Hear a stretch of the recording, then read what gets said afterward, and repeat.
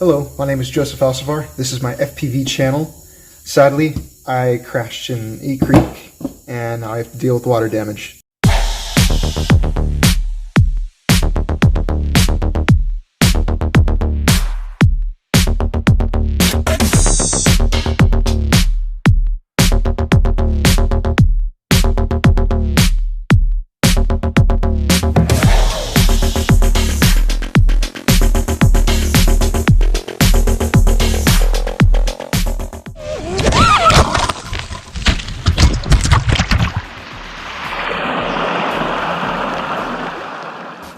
I like to use isopropyl alcohol. It's 91%. Higher the better.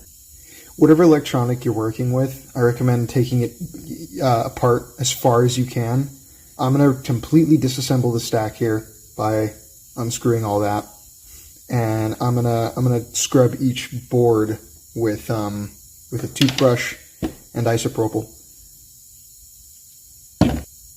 I also recommend buying yourself one of these little cheap tool kits. I got mine from Harbor Freight. I've had it for a while. It's got lifetime warranty. It's really nice to have. So this part is the VTX. So little plugs like this, I don't like unplugging them because over time they like to wear out and then they just don't hold tight anymore. This is the first part on my stack. This is the video transmitter. So I'm just going to scrub it with IPA. Get all the, again, it's the minerals in the water that are damaging the electronics. So unplug the battery before you take it out of the water, and then just do this with all your components thoroughly. I started off camera, but when I'm cleaning, I like to use a sponge. I didn't before on the VTX. I should have, but that way I could just kind of press it against. Also, the GoPro dried from the water, so now I'm going to start cleaning it. I am going to try to get the lens off and get underneath there. Again, you want to really disassemble everything and make sure you're cleaning everything as thoroughly as you possibly can. As you get further into your drone, it gets a lot harder to get to parts without desoldering. I do not want to desolder, so I'm just going to, be very careful. So now I'm just going to clean everything up. Don't forget your connectors. That's kind of important if you still want to be able to tune your builds.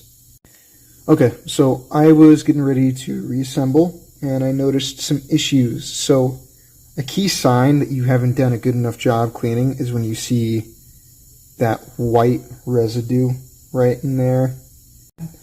So yeah, just keep an eye out for that. Make sure you get in there. And of course it's around wires where the bristles, have a hard time getting to. So just be sure that you're really getting into all of those little tight spaces and that you're actually cleaning it thoroughly.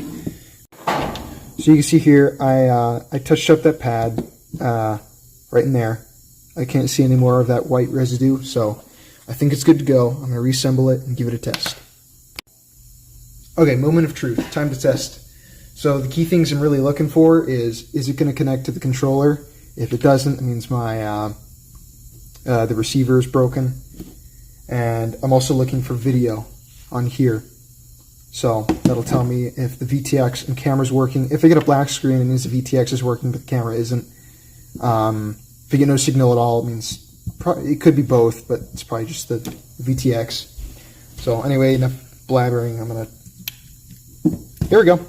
Okay, so I do have video, but again, I got that black screen. Not that big of a deal. I have a new camera coming in the mail. Oh, never mind. It's back. There we go. I have video now. Okay, so, and, okay, it's connected as well. All motors spin up. Let's see if they... Yep, everything works. Just remember, don't unplug your battery after you take it out of the water. Keep it submerged. Unplug it then. So this is my GoPro Hero 7. I've had to repair it before in the past, so it is no longer waterproof. But yeah, I'm going to wait for this isopropyl to dry in it, reassemble it, and then I'm going to test it and get back to you on that. So everything came out alright when it comes to circuitry, but with the GoPro, there was one issue. the LCD on it was damaged beyond repair. It would turn on and it would display as normal, but the problem was it just it wouldn't register touches properly, and it would get all kinds of misinputs. It made it unusable. It was really annoying, but I put it together with some old parts and it works fine. See, I can still do everything as normal. All right, just as proof that this works, this is my build. In case you're wondering, it's a 4S freestyle build. I'll leave some specs in the description if you're really interested. There we go. I'm not going to do anything crazy. I'm just going to do something simple.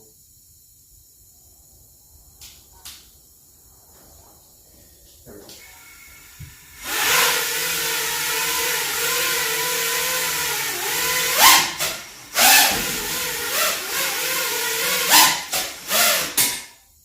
Yep, seems fine to me.